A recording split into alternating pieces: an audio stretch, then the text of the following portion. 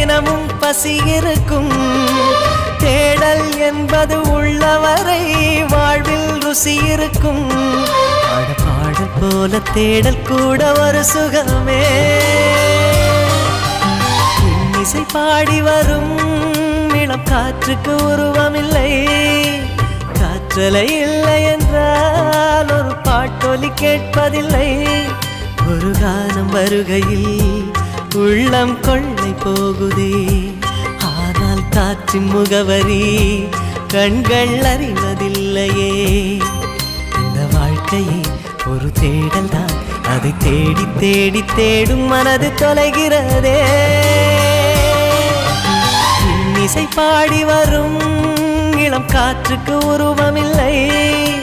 காற்றலை இல்லை என்றால் ஒரு பாட்டொலி கேட்பதில்லை.